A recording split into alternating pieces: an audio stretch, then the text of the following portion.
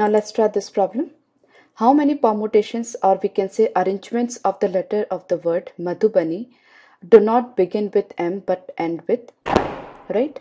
So how many letters are there? It's 1, 2, 3, 4, 5, 6, 7, 8, 9. 9 letters are there, and this A is repeated for 2 times, right? So let's take 1, 2, 3, 4, 5, 6, 7, 8, 9, right? Now last position is fixed for I. So we have just one choice over here. Now for the first position, M cannot come, right? So we have how many choices now? Because one already has gone over here, M cannot come. That means we are left with 7 choices. Now out of these 7 choices, we have 2 A's over here, right? So we take 2 cases when the first position is occupied by A, right? So suppose first position is occupied by A, that means we have just one choice. Now 1, 2, 3, 4, 5, 6, 7 places are there, and we have 7 letters and there is no repetition. So 7 factorial arrangements will be there, right? Because for the movement inside A and I, only one A is there, so there is no repetition, right? So it's 7 factorial ways will be there. Now the second case is if the first position is not occupied by A, right? That means we are left with the, see, one I has gone, I cannot be there, M cannot be there, 2 A's are not there, so we are left with 5 choices, right? So for the first place, if A is not there, we are having 5 choices, right? Then 1, 2, 3, 4, 5, 6, 7 places are there, and we have 7 letters. So 7 letters can be arranged in 7 factorial ways, right? And for movement between this letter and this letter, we have 2 A's, so we need to divide it by 2 factorial. So in all, 5 into 7 factorial by 2 factorial plus this 7 factorial, right? So if A is at the first place, these will be the number of arrangement. If none of the A is at the first place, then these will be the number of arrangements, right? So we just have to calculate that. It's 7 factorial. We can take it as common. So it's 5 by 2 plus 1, that is 7 by 2. So 7 into 7 factorial by 2 will be our answer. So I hope you are clear with both the cases. Now friends, let's see this question. In how many ways can be the letters of the word intermediate be arranged so that the vowels always occupy even places, right? Now first of all, let's calculate the number of letters in this. It's 1, 2, 3, 4, 5, 6, 7, 8, 9, 10, 11, 12, right? 12 letters are there. Now next is, what is the repetition? E, 1, 2, 3 times E.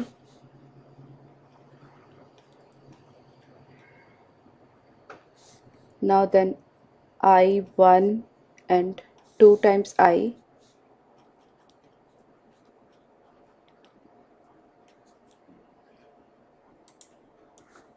Then T and T 2 times. Now 3, 4, 5, 6, 7. Now we are left with N, R, M, A, and D, right? So these 5 letters are for one time, and these letters are for 3, 2, and 2 times, right? Now we have to take the first case. The vowels always occupy even places. Now we have vowels. How many vowels? This E, this I, and this A, right? So we have 6 vowels, right? Now we have 12 places. 1, 2, 3, 4, 5, 6, 7, 8, 9, 10, 11, 12, right?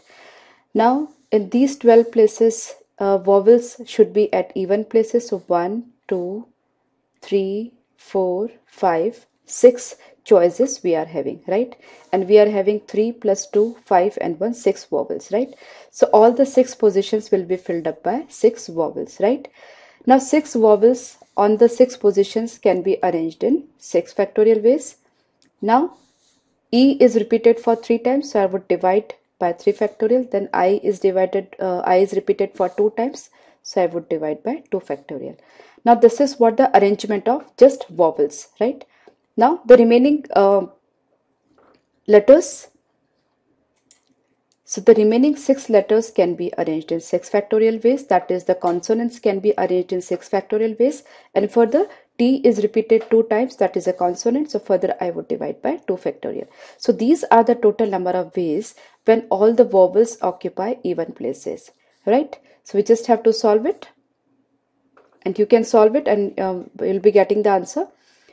So the first problem we have done, right? Now the second one is the relative order of vowel and consonants do not alter. Just a moment. Now the second case is the relative order of vowels and consonants do not alter, right? So what is the order of vowels? That is I, then E, then further E,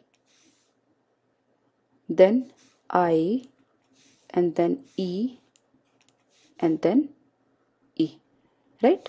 So this is the order of vowels, and consonants, it's N, T, R, M, D, and T. 3, 3, 6, and 6, 12, right?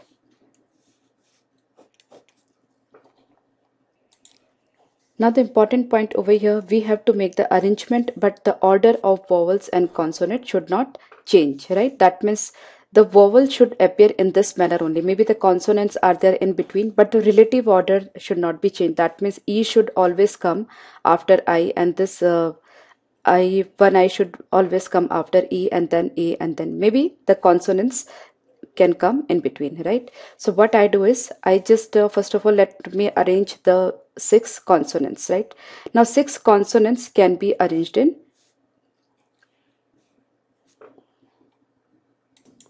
6 factorial ways, but we cannot arrange the consonants over here in 6 factorial ways, because in the 6 factorial ways the order of the consonants will definitely be changed, right? So what is the alternative approach we have?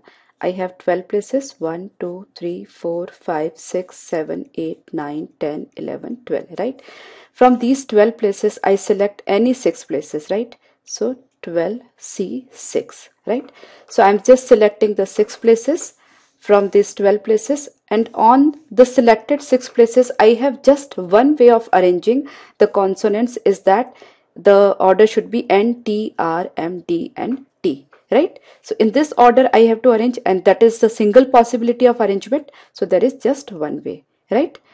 Now on the remaining positions, remaining 6 positions, we have to arrange the vowels in this order only. So further 6 positions are there, 6 vowels are there, and there is single arrangement possible. So further it's 1.